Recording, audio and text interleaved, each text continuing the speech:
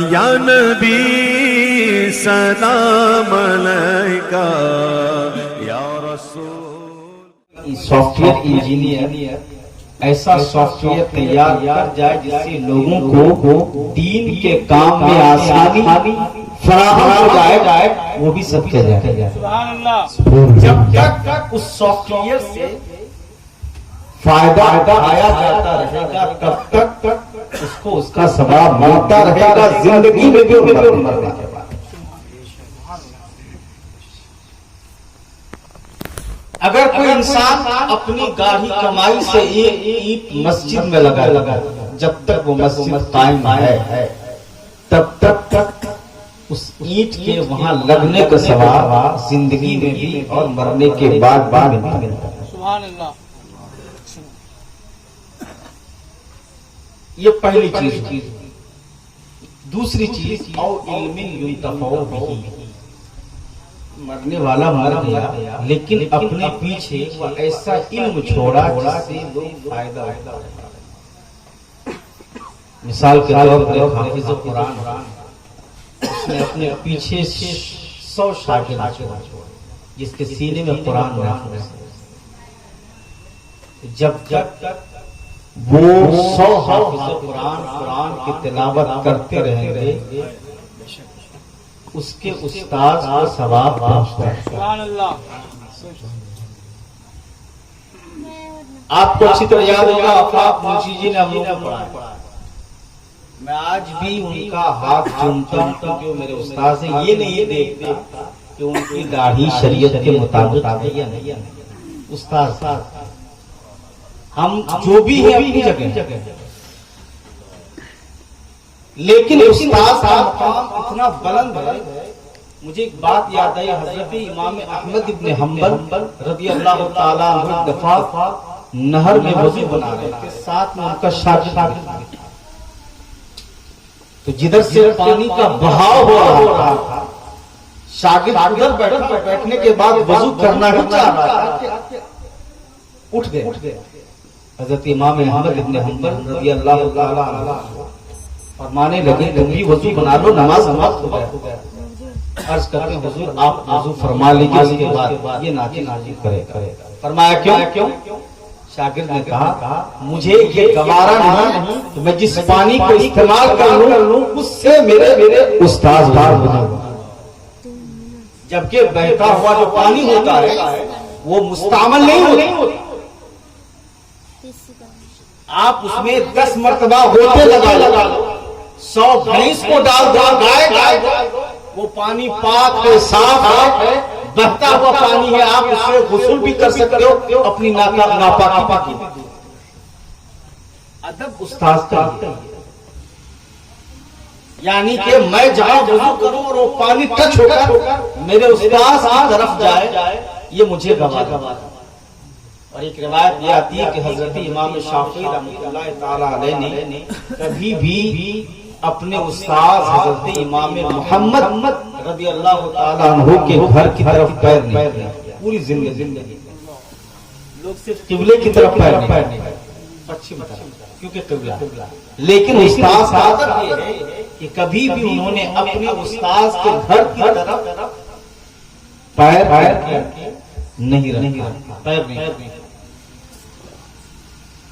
تو میں یہ عرض کر رہا تھا او علم ينتفع به، یا ایسا علم جس سے فائدہ اٹھایا جائے. اگر ایک حافظ قرآن 100 شاگرد تیار کرتا ہے، 100 طالب علم کے سینے میں اللہ کا مقدس کلام کو محفوظ رکھتا ہے، اگر وہ سلسلہ آگے بڑھتا جائے یعنی اس 100 نے اور 100 کو تیار کیا، اس 100 نے اور 200 کو تیار کیا، اگر یہ سلسلہ جاری رہا تو قرآن مقدس میں جتنے حروف ہیں اتنے حروف میں اگر آپ ایک حرف پڑھتے ہیں 10 نیکیاں ملتی ہے، اور قرآن مقدس کو پڑھیں گے تو کتنے نیکیاں ملیں گی، اس کا کوئی حساب نہیں ہے. اللہ عزت اس بندے مومن پر حافظ قرآن پر اتنا بڑا فضل فرما دیتا ہے کہ جب تک اس کے سینے سے منتقل ہوئے قرآن کی تلاوت ہوتی رہتی ہے، اللہ تعالیٰ حافظ قرآن کو زندگی میں بھی اور بعد موت ثواب. نعرہ تکبیر، نعرہ سادات،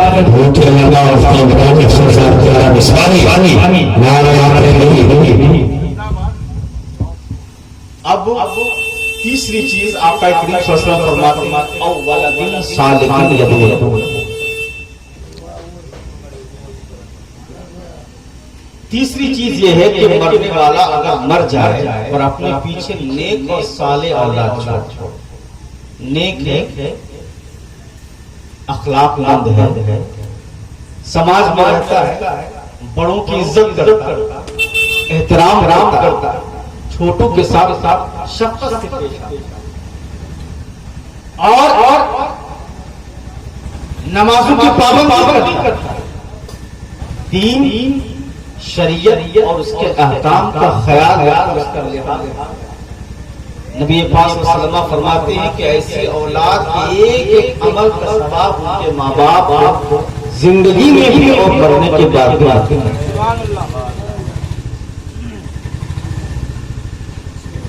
یعنی اگر بیٹا کسی کو سلام کرتا ہے، اس سلام کے کرنے میں جو 10 نیکیاں ملتی ہیں، اس 10 نیکیوں کو اللہ تعالیٰ اس کے کھاتے میں بھی لکھتا ہے، اس کے ماں باپ کے کھاتے میں بھی لکھتا ہے. وجہ اس کی یہ ہے کہ ماں باپ میں اگر بچوں کو اچھی تربیت دی ہوتی ہے، اس اچھی تربیت کا نتیجہ یہ ہوتا ہے کہ وہ اولاد اپنے بڑوں کو سلام کرتے ہیں، ادب سے پیش آتے. یہ تربیت ہی ہے جس کی بنیاد پر اولاد نیک ہوا. یہ تربیت ہی ہے جس کی بنیاد پر اولاد اخلاق مند ہوا. اگر تربیت نہ ہو تو پھر اولاد نہ تو اخلاق مند ہوتی ہے، نہ پھر اس کے اندر ادب اور تہذیب کا لحاظ کا کوئی معاملہ ہوتا.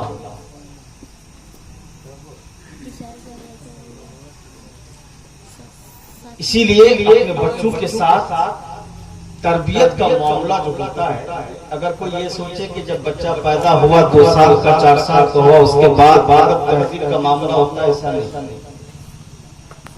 سائنس یہ کہتی ہے کہ بچوں کی تربیت ماں کی کوکھ سے شروع ہے.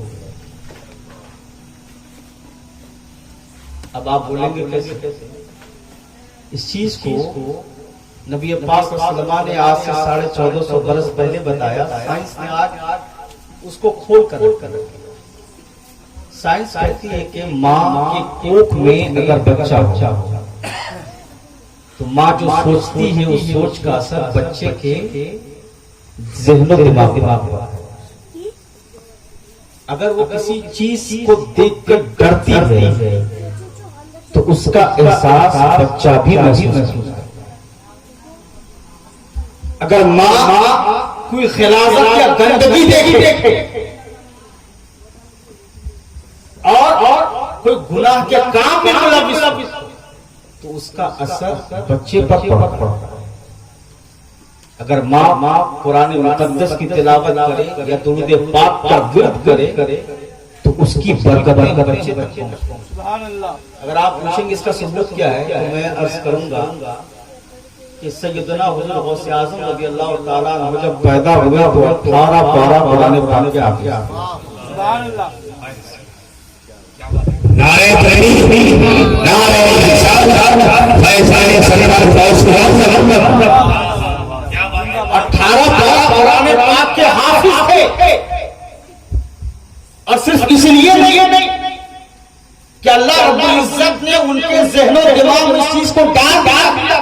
یہ تو اللہ کا کرم تھا، مگر ماں کی اس ورد اور اس تلاوت کی برکت بھی تھی جو سیدہ ام الخیر حضرت فاطمہ رضی اللہ تعالیٰ عنہا جو حضور غوث پاک رضی اللہ تعالیٰ کی والدہ ہے، وہ روزانہ صبح کے وقت اپنے گھر کے کام کاج میں فجر کی نماز کے بعد جب مصروف ہوا کرتی تھی تو شروع سے لے کر یعنی سورہ فاتحہ سے لے کر 18 پارہ قرآن کی حافظہ تھی، اس کی تلاوت کیا کرتی تھی، اور اس تلاوت کی برکت سے اللہ رب العزت نے سیدنا حضور غوث اعظم رضی اللہ تعالیٰ عنہ کو بہرا بنایا، اور آپ کا پیدا ہوئے 18 پارہ قرآن पावन करता है।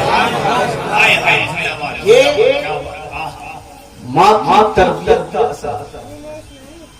اسی لیے اگر ماں اس حالت میں موبائل میں کوئی گندی چیز دیکھے وہ غلاظت وہ گندگی بچے کے ذہن میں بھی سماتی ہے۔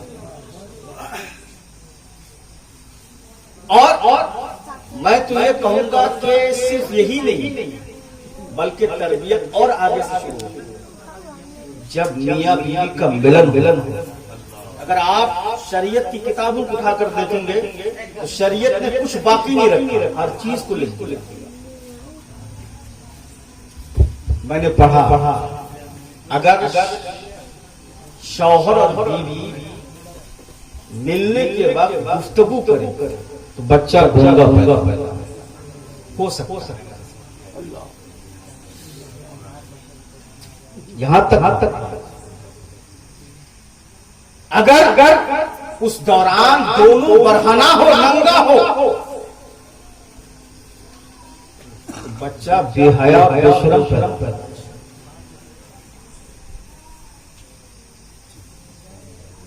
تو تربیت صرف ماں کی کوکھ سے نہیں بلکہ والدین کے اس وقت شروع ہو جاتی ہے جہاں اللہ تعالیٰ ایک بیج کی بنیاد ماں کے رحم میں ڈالتا ہے۔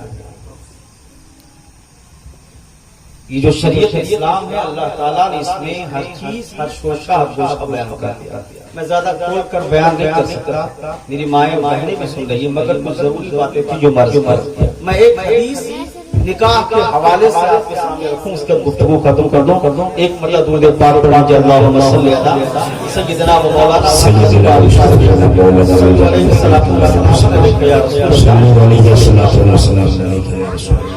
نحمده ونصلي ونسلم على رسوله الكريم اما بعد اعوذ بالله من الشيطان الرجيم بسم الله الرحمن الرحيم فانكحوا ما طاب لكم من النساء صدق الله مولانا العظيم وصدق رسوله النبي الامين المتين المبين الكريم ونحن على ذلك لمن الشاهدين والشاكرين والحمد لله رب العالمين۔ مسلم شریف جلد ثانی کتاب النکاح اور حدیث نمبر 2472۔ حدیث کے راوی حضرت ابو ہریرہ رضی اللہ تعالیٰ عنہ اور ایک واقعہ نقل کرتے ہیں۔ نبی پاک صلی اللہ علیہ وسلم کی بارگاہ میں صحابی آئے، نام تھا حضرت جلیبی، بال بنا کپڑے پھٹے بالکل کالے آئے نبی پاک صلی اللہ علیہ وسلم کی زیارت محفل میں بیٹھے۔ نبی پاک صلی اللہ علیہ وسلم نے نگاہ رحمت ڈالی اور ارشاد فرمایا یا جلیبی اللہ تزوج، اے جلیبی نکاح نہیں کرو۔ عرض کرتے ہیں یا رسول اللہ من یزوج، مجھ جیسے کالے کھلوتے انسان سے کون نکاح کرتا؟ اس حدیث کا جو نتیجہ میں آپ کو بعد میں بیان کروں گا، پہلے حدیث میں یزوج یا رسول اللہ من یزوج، مجھ سے نکاح کون کرے گا، مجھ سے شادی کون کرے گا یا رسول اللہ؟ میرا رنگ اتنا کالا ہے، میرا نہ کوئی خاندان ہے، نہ کسی اونچے گھرانے سے نہ مجھے نہ میرے پاس نہ چاہو حشمت ہے، نہ شہرت ہے، نہ مال و دولت ہے، کچھ بھی نہیں۔ یہ بول کر خاموش۔ پھر آقا کریم صلی اللہ علیہ وسلم نے دوبارہ نگاہ دکھائی، ارشاد فرمایا الا تزوج، اے جلیبی نکاح نہیں کرو۔ پھر وہی جواب میں یزوج نہیں یا رسول اللہ۔ دوبارہ پھر آقا کریم صلی اللہ علیہ وسلم نے ارشاد فرمایا یا جلیبی الا تزوج، عرض کرتے ہیں یا رسول اللہ میں یزوج، کون نکاح کرے گا؟ جواب وہی، سوال وہی اور جواب وہی، 3 مرتبہ۔ آقا کریم صلی اللہ علیہ وسلم نے ارشاد فرمایا اذهب الى ذاك من البيت اذهب الى ذاك البيت، اے جلیبی چلے جا۔ واقعہ کہا تو مدینہ شریف کا کہ وہ جو انصار ہے، وہ جو گھر ہے انصار صحابی کا نام بتایا، فرمایا چلے جاؤ اس گھر اور جا کے کہنا ثم قل لهم، پھر ان سے کہنا رسول اللہ صلی اللہ علیہ وسلم یبلغکم السلام ویقول زوجونی، جاؤ کہنا کہ اللہ کے رسول سرور کائنات صلی اللہ علیہ وسلم نے آپ کے پورے گھر بھر کے لیے سلام بھیجا ہے اور یہ ارشاد فرمایا کہ اپنی بیٹی کا نکاح مجھ سے کرو۔ وہ جانتے ہو وہ کون سا گھرانہ؟ مدینہ شریف میں سب سے مالدار، سبحان اللہ سبحان اللہ، سب سے مالدار۔ اب یہ پیغام اللہ کے نبی سرور کائنات صلی اللہ علیہ وسلم کا سن کر حضرت جلیبی جھوم اٹھے کہ رسول پاک کا پیغام ہے، کون پکارے؟ یہ پیغام لیا اور چل خوشی کے مارے دروازے پہ دستک دی، آواز آئی من الباب، کس نے دروازہ کھٹکھٹایا؟ عرض کیا انا جلیبی،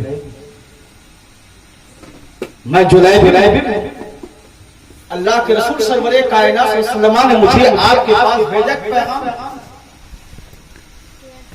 تو گھر جو انصار صحابی تھے انصاری وہ باہر نکلے اور نکلنے کے بعد جو سلام علیہ کا جو معاملہ تھا وہ ہوا بعد حضرت جلیبی رضی اللہ تعالیٰ عنہ نے عرض کیا رسول اللہ صلی اللہ علیہ وسلم یبلغکم السلام، کہ اللہ کے رسول سرور کائنات صلی اللہ علیہ وسلم نے آپ کے گھر والوں کے سلام۔ صحابی تھے، عاشق رسول تھے، محبت رسول سے شرخار تھا۔ نبی پاک صلی اللہ علیہ وسلم کا پیغام اور سلام جب سنا اور گھر تک یہ بات پہنچی تو سارا گھر جھوما۔ یہ تو بڑے نصیب کی بات ہے کہ اللہ کے نبی نے ہمارے گھر بھر سبحان اللہ سبحان جسے اللہ کے رسول سلامتی بھیج دیں دنیا یا آخرت میں اس کا کچھ بگڑ نہیں سکتا۔ اس لیے فرمایا گیا کہ جمعہ کے دن کثرت سے نبی پاک صلی اللہ علیہ وسلم پر درود بھیجو، زیادہ، اس لیے کہ اس دن اللہ کے پیارے رسول سرور کائنات صلی اللہ علیہ وسلم کی بارگاہ اقدس میں آپ کے درود کی آواز ڈائریکٹ پہنچتی ہے۔ سبحان اللہ، بے شک جمعہ کے علاوہ آپ جو درود بھیجتے ہیں فرشتے ان کو نور کی کشتی میں سجا کر اللہ کے نبی کی بارگاہ میں پیش کرتے ہیں اور عرض کرتے ہیں یا رسول اللہ بابنگلی کی سرزمین پر آپ کا ایک امتی ہے جن کا نام شاکر ہے، انہوں نے آپ کی بارگاہ میں درود بھیجا۔ لیکن جمعہ کے دن اگر کوئی امتی نبی پاک صلی اللہ علیہ وسلم پر صدق دل سے درود بھیجتا ہے تو خود اس کی آواز کو اللہ کے رسول ملاحظہ فرماتے ہیں اور اس کے سلام کا جواب دیتے ہیں۔ اب سلام پہنچائے اللہ کے نبی کا جھوم اٹھا، خوشیاں منائی جائیں۔ حضرت جلیبی نے فرمایا کہ ایک پیغام اور انصار صحابی کہ وہ پیغام کیا ہے؟ آپ نے فرمایا یقول زوجونی، اللہ کے رسول سرور کائنات صلی اللہ علیہ وسلم نے فرمایا ہے کہ تم اپنی بیٹی کا نکاح مجھ سے۔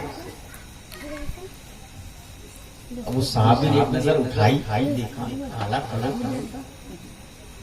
کا پرانا پراگندہ مال، یہ کون ہے؟ اسے جانتے تک نہیں۔ اور عرب وہ سرزمین ہے جہاں پر فرشتوں کی خبریں اور یہیں تک بس نہیں بلکہ اگر وہ کسی کے قدم کا نشان دیکھ لیتے تھے، کوئی گزر کے گیا ہے 10 دن پہلے قدم کا نشان دیکھا تو کہا یہ فلاں قبیلے کا ہے۔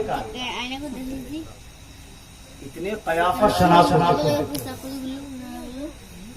اتنی ذہنی اعتبار سے اگر وہ سوتے میں انسان کا قدم دیکھ لیتے تو یہ کہتے تھے یہ فلاں کا بیٹا کہا جاتا ہے لیکن یہ فلاں کا نہیں، فلاں کے نہیں۔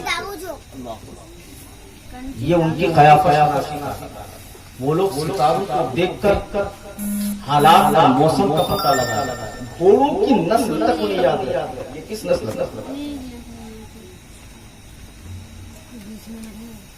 جب بات نسل کی آتی تھی، خاندان کی آتی تھی، وہ لوگ اپنی ناک بچانے کے لیے صدیوں 100 سال 200 سال تک لڑتے رہتے ہیں. ایک چھوٹی سی بات جملہ یاد آیا الادب الجمیل وهم یجادلون لامر الطاف. وہ لوگ آپس میں ایک چھوٹی سی بات لڑتے تھے اور اتنا لڑتے کہ صدیاں بدل گئیں. 100 سال تک لڑتے تھے ایک ہی بات یہاں نکال. ایک نظر ڈالی اچھا ٹھیک ہے میں اپنی بیوی سے مشورہ کرتا تھا. اندر گئے, جانے کے بعد بیوی کے سامنے نبی پاک صلی اللہ علیہ وسلم کا پیغام رکھا. اس کی بیوی نے پردے کی آڑ سے جھانک کر دیکھا کہ نہ کرنا نہیں کرنا. اتنا کالا کالا کا پھٹا پرانا لباس خاندان کا پتہ نہیں کون ہے کہاں کا ہے کیسے کر دے. اور ایسا جواب کیوں نہ. مدینہ شریف کا سب سے مالدار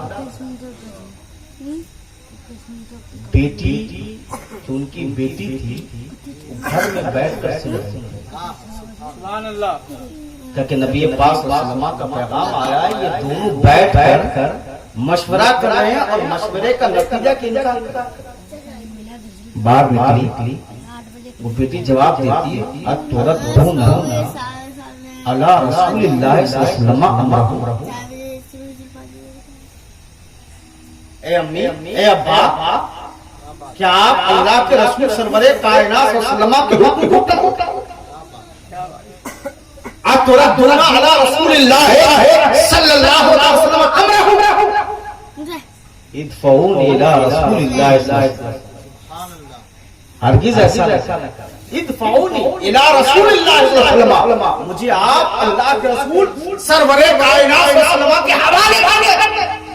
انہ لن یضیعنی, وہ مجھے ہرگز ضائع نہیں ہونے گے. سبحان اللہ. سبحان اللہ. وہ مجھے برباد نہیں ہونے دیں گے, مجھے ضائع نہیں ہونے دیں گے. پھر وہ بیٹی اتنی سعادت مند تھی, اتنی دیندار تھی کہ ماں باپ کو سمجھانے کے لیے سورہ احزاب کی آیت کریمہ تلاوت کی اور کہا اے امی جان اے ابا جان آپ کو اللہ کا وہ حکم یاد نہیں, وہ فرمان یاد نہیں ہے کہ اللہ رب العزت نے کیا ارشاد فرمایا